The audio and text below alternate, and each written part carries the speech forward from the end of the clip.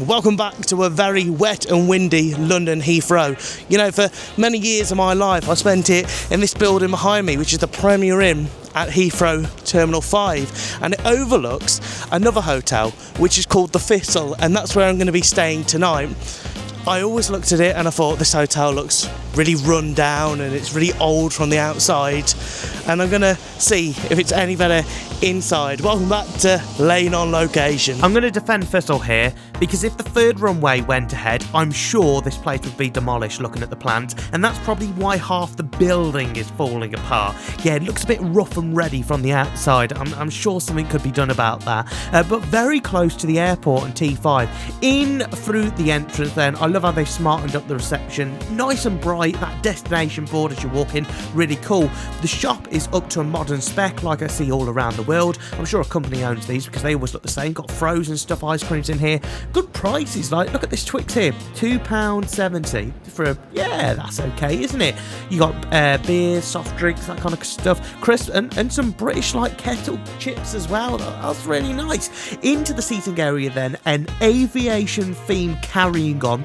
There's loads of space in here, which is nice. A little destination board for T5 and a Costa Express machine, which is good after flights. Nice wide reception desk. You've got a phone box in there as well to give it that British feel, and of course some information to get around the area, which is really good for airports, especially Heathrow. It's very complicated. This board feels like I'm in the Great Gatsby, especially with the gold, black and the white.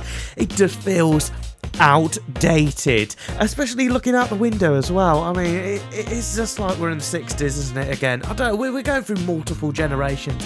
A very long corridor here to get to my room tonight, which will be 564. God, how long did that journey take? Love these little sustainable room cards, little wooden ones, they're nice. Walking into the room then, it's a bit of a mix, isn't it? We've got some old furniture and some new stuff like that big telly. Bed's looking good, and we'll start with the bathroom on the right hand side of the door when we walk in.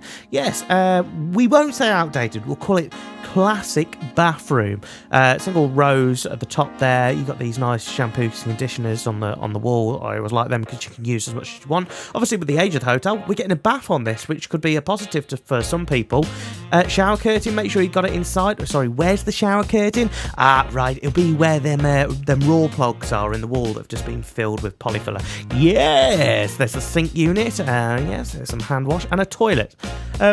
Yeah, I'm not really sure what else to say about this bathroom. You're welcome. Straight out the bathroom, you're presented by a double wardrobe. Some spare towels up the top. You've got loads of hangers in here, and the whole thing's empty, so if you've got loads of cases, well, you can just bung them in here. Right hand side, you've got an iron and an ironing board. There's a safe from the 80s up the top. You can basically fit a suitcase in that one as well. Kettle in here, no coffee machine. Walker's biscuits though. Hello. Coffee, tea, basics. Hey, but the special prize will be this retro Ford next to a USB-C charger. It's like retro next to ultra modern. This place is weird. Look at the telly, it's like brand new, and then the air conditioning unit, you know, commissioned in 2001. You can just see by out the window, like the hotel is like it's old school, like it's a retro hotel, but some things are really modern in here. The bed, which is always the most important thing with a hotel, super comfortable. Had a great night's sleep. A little bit basic with the bedside tables.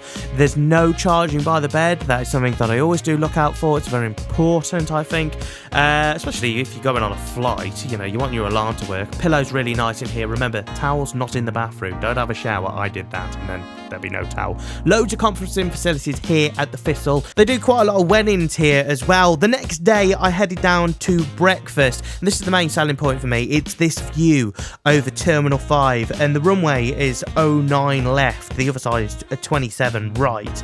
But when they're flying in the planes on 09 left, the view is insane. If you're an av geek, you're going to absolutely love it here. You can't get a better view, in my opinion, in Heathrow. And the terraces were really big. On a summer's night, with a little pint, beautiful.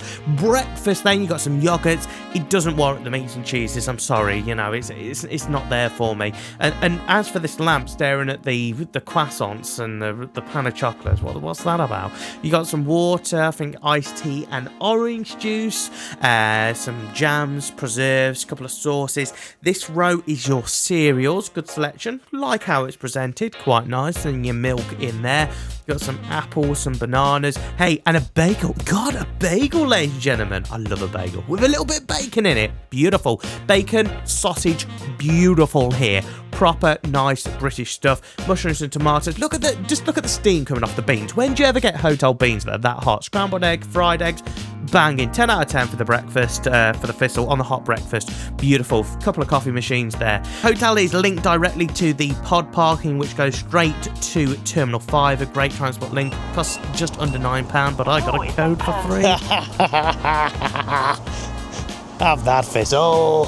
Thank you very much. I'm not sure whether that'll work again, folks, but 1122. Just saved myself £9. So a night in the Thistle. Bit of a weird one, because I think this place has just gone through a refurb, though I'm not seeing much evidence of a refurb.